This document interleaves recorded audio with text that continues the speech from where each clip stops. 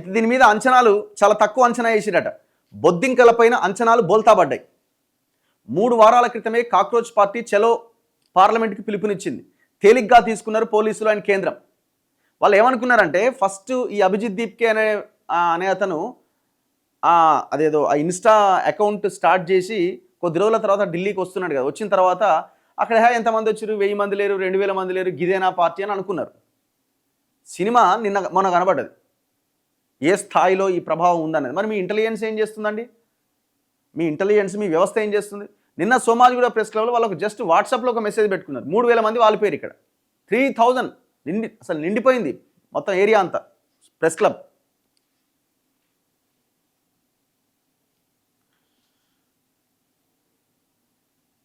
ఇగో neat ప్రశ్నాపత్రం leakage వ్యవహారంపై పోరాటంలో భాగంగా కాక్రోచ్ జనతా పార్టీ పార్లమెంటు ముట్టడికిచ్చిన పిలుపును ఢిల్లీ పోలీసులు, కేంద్ర ప్రభుత్వం తేలిగ్గా తీసుకున్నారనే అభిప్రాయం వ్యక్తమవుతోంది.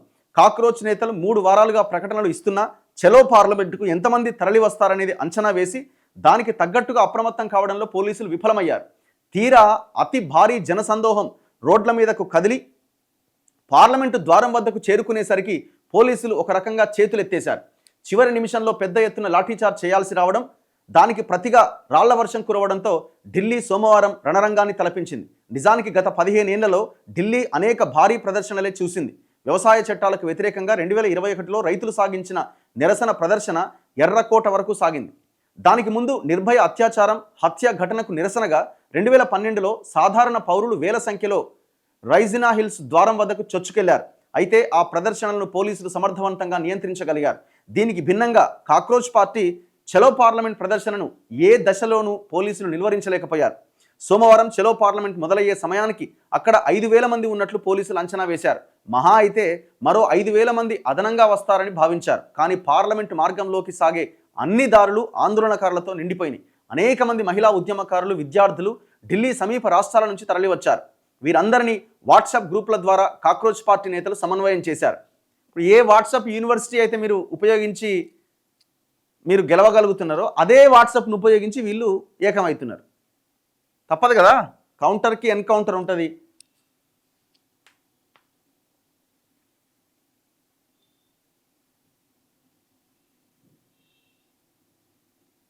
సో నిన్న వేదాంత హాస్పిటల్కి తీసుకెళ్ళినట వాంగ్చుక్ని.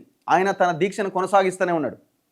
ప్రముఖ ఉద్యమకారుడు సోనం వాంగ్చుక్ను ఆయన కోరిక మేరకు మంగళవారం గురుగ్రామ్లోని ప్రైవేట్ ఆసుపత్రి మేదాంతకు తరలించారు.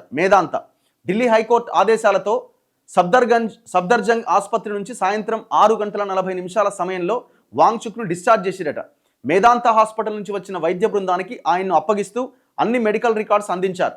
జూన్ 28 నుంచి జంతర్ మంతర్ వద్ద నిరాహార దీక్ష చేస్తున్న వాంగ్చుక్ను ఆరోగ్యం క్షీణిస్తుందన్న కారణంతో గత శనివారం 18న ఢిల్లీ పోలీసులు సఫ్దర్జంగ్ ఆసుపత్రికి తరలించడం తెలిసిందే. దీన్ని వ్యతిరేకిస్తూ వాంగ్చుక్ భార్య గీతాంజలి ఢిల్లీ హైకోర్టును ఆశ్రయించారు. వాంగ్చుక్ను ఆయన ఇష్టం మేరకు మేదాంతకు తరలించాలి. అప్పుడే రాజ్యాంగంలోని ఆర్టికల్ 19, ఆర్టికల్ 21 కింద ఆయన ప్రాథమిక హక్కులు నెరవేర్చినట్లవుతుందని హైకోర్టు ధర్మాసనం పేర్కొన్నది. సో ఇట్లా ఈ వ్యవహారం నడుస్తూ ఉన్నది. ఇది ఇప్పట్లో ఆగే అవకాశం అయితే లేదు, ఇంకా బలంగా ముందుకెళ్లే ఛాన్సే కనబడుతున్నది. నీట్ పేపర్ లీక్ మహాపాపం. మరి పాపానికి ఒడిగట్టింది ఎవడు? ఈ పాపానికి ఒడిగట్టింది ఎవడు? కేవలం 2026లోనే లీక్ అయిందా, 2025లో కూడా లీక్ అయిందా? ఈ మహాపాపానికి కారణం మొత్తం వ్యవస్థని సెంట్రలైజ్ చేయడం. డీసెంట్రలైజ్గా ఉన్నటువంటి సిస్టమ్ని ఆయా రాష్ట్రాలు ఎవరికి వాళ్ళుగా నిర్వహించుకుంటున్న ఎగ్జామ్ని సెంట్రలైజ్ చేసి దేశమంతా ఒకే ఎగ్జామ్ అని పెట్టి సరే పెట్టినప్పుడు దాన్ని ఎట్లా నిర్వహించాలా, ఎంత ట్రాన్స్పరెన్సీ ఉండాలా? ఏదో ఒకరిద్దరు ఏదో లీక్ చేసింది కదా, మొత్తం ఆ ఎన్టీఏ అనే నేషనల్ టెస్టింగ్ ఏజెన్సీ మొత్తం భ్రష్టు పట్టిపోయింది కదా.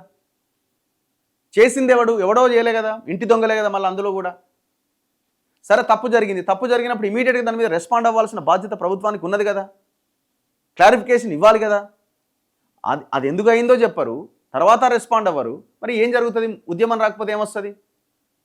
ఇప్పుడు చాలామంది మాట్లాడే వాళ్ళకు కూడా ఇప్పుడు ధర్నా చేస్తున్న వాళ్ళంతా దాంట్లో నీట్ ఎగ్జామ్ రాసిన వాళ్ళు ఉన్నారా అంటే, ఇప్పుడు ఒక ఇష్యూ జరుగుతుంది. ఒక ఇష్యూ జరిగినప్పుడు వాళ్ళు మాత్రమే ఆందోళన చేస్తారా?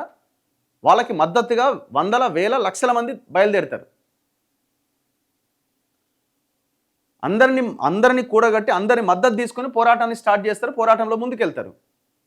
ఇప్పుడు ఆడ సోమాజిగూడ ప్రెస్ క్లబ్కి వచ్చిన వాళ్ళంతా నీట్ ఎగ్జామ్ రాసిన వాళ్ళు ఉన్నారా, ఎంతమంది ఉన్నారో లెక్క చెప్పండి. ఈ ఈ ఈ ఈ లైన్ ఏంది అసలు, ఈ యాంగిల్ ఏంది అసలు? పిల్లలను రెచ్చగొట్టడం సరికాదు, రెచ్చగొట్టింది మీరు, రెచ్చగొట్టింది కేంద్రం, సైలెంట్గా ఉండి రెచ్చగొట్టింది మీరు.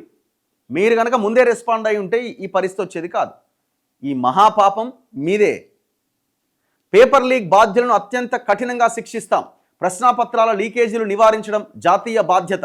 మరి బాధ్యత మీదే కాబట్టి రాజీనామా చేయాల్సింది ఎవరు? విద్యాశాఖ మంత్రిగా రాజీనామా చేయాలి కదా, లేదంటే మీరు బర్తరఫ్ చేయాలా? రాజీనామా చేస్తే సమస్య పరిష్కారం అవుతుందా? బాధ్యత వహిస్తూ రాజీనామా చేస్తారు.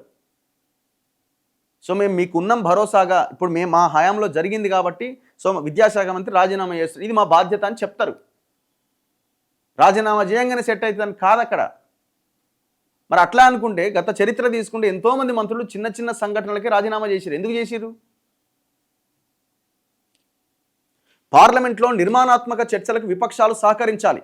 ఎన్డీఏ పార్లమెంటరీ పార్టీ సమావేశంలో ప్రధాని మోదీ ఆసుపత్రి పాలైన విద్యార్థులకు జేపీ నడ్డా పరామర్శ.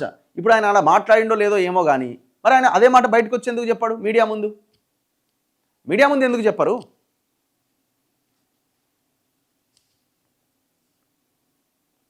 సో మీ దెబ్బల కారణంగా ఒక అమ్మాయి వెంటిలేటర్ మీద ఉన్నది. ఇప్పుడు వెంటిలేటర్ మీద ఉన్నది. ర్యాలీలో పాల్గొన్న చాలామంది ఆచూకీ తెలుస్తలేదు. కుటుంబ సభ్యులంతా పాపం పోలీస్ స్టేషన్లో చుట్టూ తిరుగుతున్నారు. నీట్ ప్రశ్నాపత్రం లీకేజీ అత్యంత ఘోరమని, మహాపాపమని ప్రధానమంత్రి నరేంద్ర మోదీ అన్నారు. నీట్ ప్రశ్నాపత్రం లీకేజీ బాధ్యులను ప్రభుత్వం ఇప్పటికే కటకటాల్లోకి నెట్టింది. నిరసన చేపడుతున్న పిల్లలను రెచ్చగొట్టొద్దు, యువతను సరైన మార్గంలో నడిపించే అంశంలో సమాజం బాధ్యతాయుతంగా వ్యవహరించాలి అని కోరారు ప్రధానమంత్రి నరేంద్ర మోదీ. బాధ్యులను అత్యంత కఠినంగా శిక్షిస్తాం.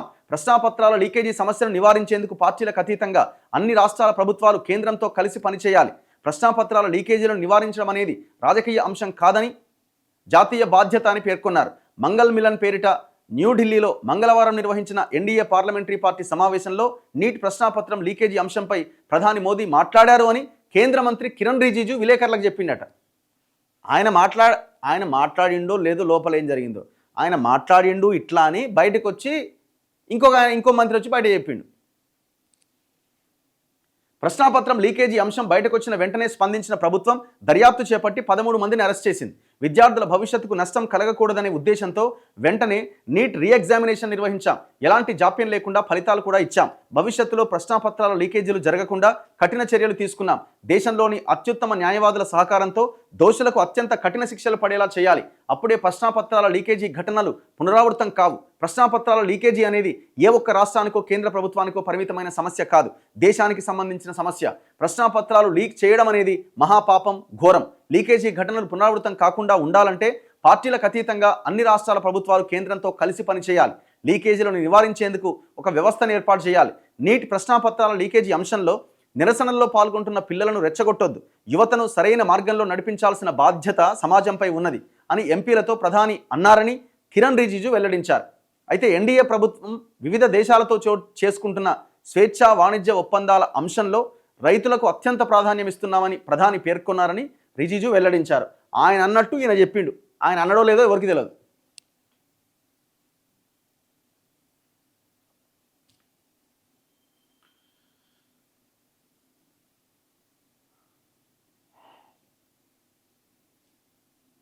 చలో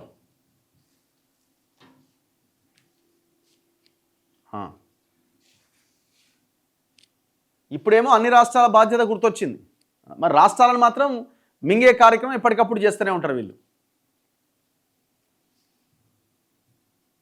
ఎక్కడ ఎగ్జామ్ అక్కడ ఏ రాష్ట్రానికి ఆ రాష్ట్రం పెట్టుకుంటే వచ్చే నష్టం ఏముంది చెప్పండి? దాన్ని సెంట్రలైజ్ చేసి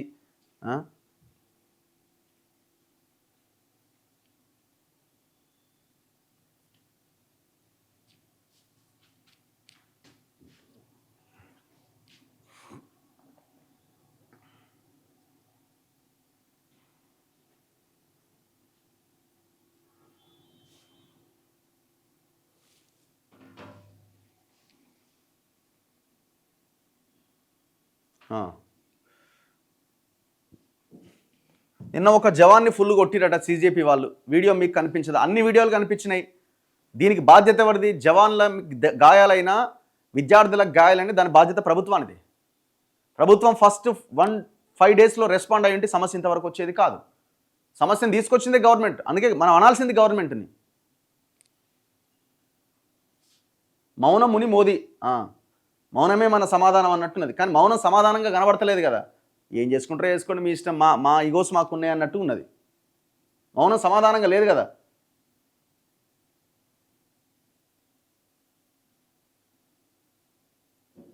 జనాలు పార్లమెంట్ ముట్టడించాలి, మోదీ రాజీనామా చేయాలి, దేశం మరో శ్రీలంక, బంగ్లాదేశ్, నేపాల్ కావాలని కొంతమంది కోరిక.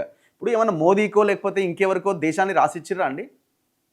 తప్పు ఎక్కడైనా ఇబ్బంది జరిగినప్పుడు రాజీనామా చేయాల్సి వస్తే చేయాల్సిందే.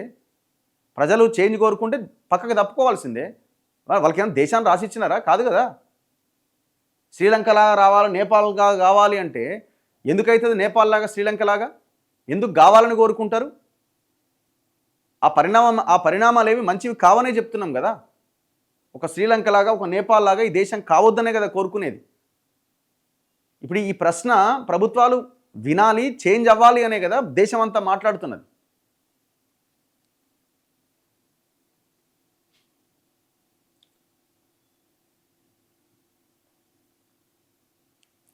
మరి సివిల్ డ్రెస్లలో పోలీసులు తిరగవచ్చా?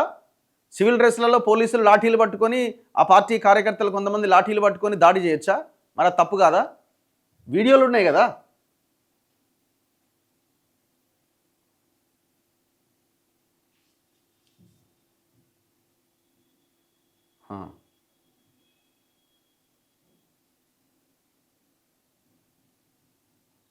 నేమ్ బ్యాడ్జీలు లేకుండా లాఠీలకు మేకులు, సివిల్ డ్రెస్సుల్లో పోలీసులు ఎవరికి మీద క్రూరమైన దాడి. వాళ్ళలో హిందువులు లేరా? వాళ్ళు ఇండియన్స్ కాదా? మంత్రి రాజీనామా చేస్తే మళ్ళీ వాళ్ళ పార్టీ వ్యక్తే కదా మంత్రి అయ్యేది, అంతే కదా. ఇప్పుడు ఆయన తీసేసి కాంగ్రెస్ ఆయనను ఇంకో ఆయన పెడతారా? ఒక మంత్రి పక్కకు తప్పించి ఇంకో మంత్రిని అందులోనే పెడతారు, ఆయన పార్టీకి సంబంధించిన ఆయన పెడతారు.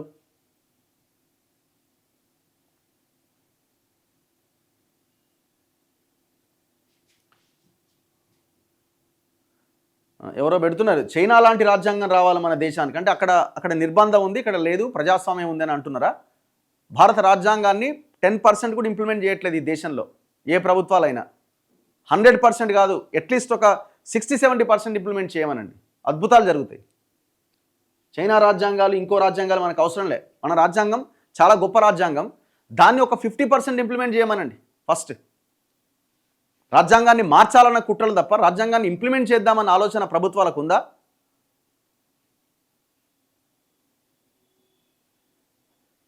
ఇందిరాగాంధీ కన్నా పెద్ద నాయకుడు అన్న మోదీ సోనం వాంగ్చుక్ దగ్గరికి పోలేడు, అట్లనే ఉన్నది.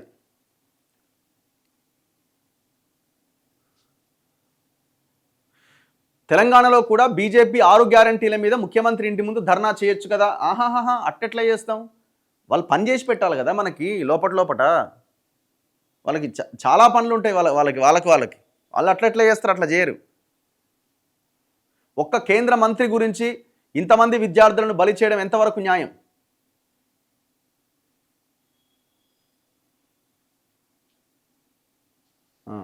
నా పేరు శ్రీరామ్, రఘు గారు బీజేపీ శ్రీరామ్ ముస్లింలు ఎగనెస్ట్ పేరు చెప్పుకొని పిల్లలను రెచ్చగొడుతూ ఓట్లు వేసుకుంటున్నారు.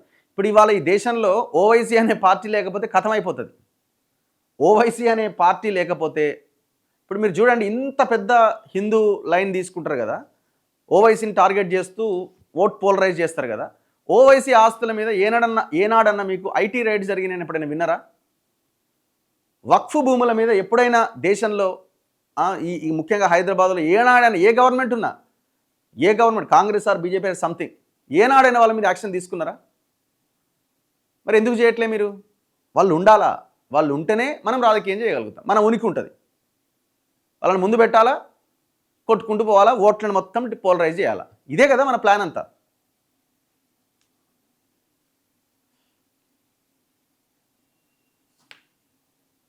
బంగ్లాదేశ్లో లాగా అల్లర్లు జరగాలని కొన్ని శక్తులు కోరుకుంటున్నాయి, ఎవరు కోరుకోరండి అట్లా. ఇప్పుడు అన్ని వేల మంది పిల్లలు వచ్చినారు, ఎక్కడైనా ప్రభుత్వ ఆస్తులను కానీ ఇంకెవరి మీద దాడి చేసి ధ్వంసం చేసిరా? లేదు కదా. ఎందుకు కోరుకుంటారు?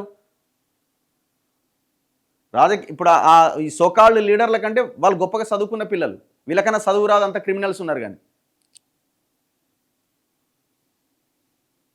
రాజ్యాంగాన్ని మార్చాలి అని కేసీఆర్ అని ప్రభుత్వాన్ని కోల్పోయిండు.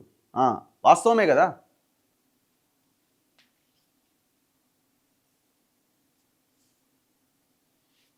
చదువుకున్న ఆయన ప్రధానమంత్రి కావాలి, వేలిముద్ర వాళ్ళు కాదట. ఫస్ట్ జనాలు మారాలి, ఇది కూడా పాయింటే.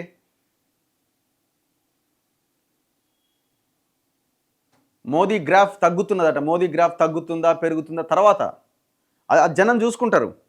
ఇప్పుడు ఇట్లాంటి నిర్ణయాలు తీసుకున్నప్పుడు తగ్గకపోతే ఏమవుతుంది, పెరుగుతుందా?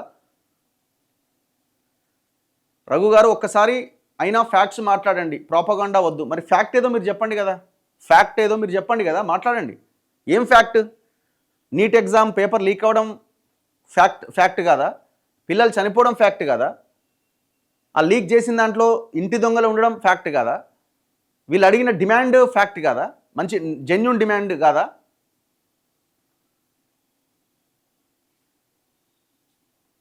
రఘు గారు ప్రధాని ముందుకొచ్చి ఈ అంశం పైన బాధ్యత వహిస్తూ క్లారిఫికేషన్ ఇవ్వాలి. అసలు ఏం జరిగిందని కూడా చెప్పలేకపోతున్నారు కదా. ఎక్కడో పార్లమెంటరీ పార్టీ మీటింగ్లో ఆయన మాట్లాడిండట, ఇంకొక మంత్రి వచ్చి బయట చెప్తున్నాడు ప్రధానమంత్రి ఇట్లా మాట్లాడిండని మీడియాకి. ప్రధానమంత్రి ఒక ప్రెస్ కాల్ఫర్ చేయొచ్చు కదా, ఒక ప్రెస్ మీట్ పెట్టవచ్చు కదా.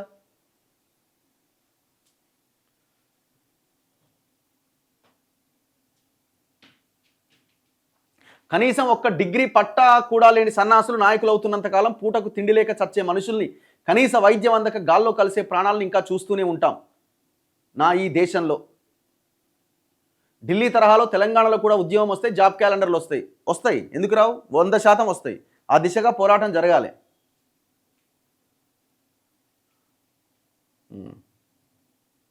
నిజం చేదుగా ఉంటుంది, అంధభక్తుల విషంలా ఉంటుంది, చరిత్ర చదివిన అర్థమవుతుంది.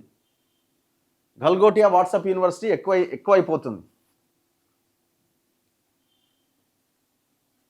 ధర్నా దగ్గరికి రాళ్ళున్న లారీ ఎట్లొచ్చిందట, తీయమనండి కేంద్రాన్ని. ప్రభుత్వం వాళ్ళదే కదా, మరి లారీ వచ్చిందా, కారు వచ్చిందా, రాళ్ళు ఎట్లొచ్చిందో తీయమనండి.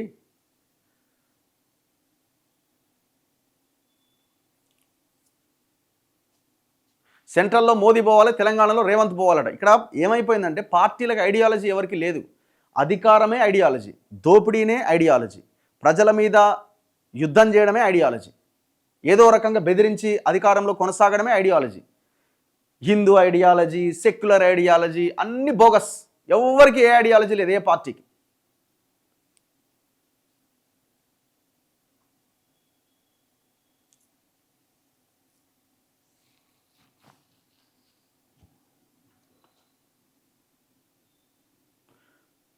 కాంగ్రెస్ వాళ్ళు బాగా కొట్లాడుతున్నారన్న.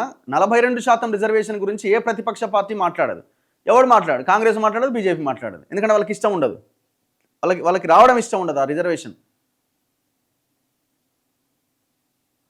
అన్న, రాజకీయ నాయకులు పిలిస్తే గల్లీల్లో కార్యకర్త వస్తాడేమో, అదే స్టూడెంట్ పిలిస్తే ఈ సృష్టికే సునామీ వస్తుందట.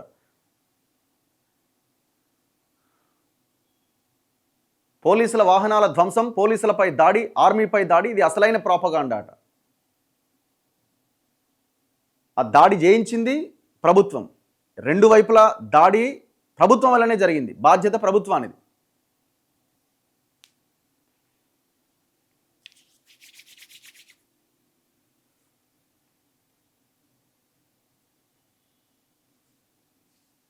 రేవంత్ గారికి ఢిల్లీలో జరిగే ఉద్యమాలు కనిపిస్తాయి కానీ తెలంగాణలో నిరుద్యోగుల ఉద్యోగాలు కనబడవు. ఆయనకి ఈడ కనబడతలేదు, ఆడ కనబడతలేదు, ఏడ కనబడతలేదు. ఆయనకు only metro, Musi, future city ఇవి మాత్రమే కనబడుతున్నాయి, పైసలు వచ్చాయి.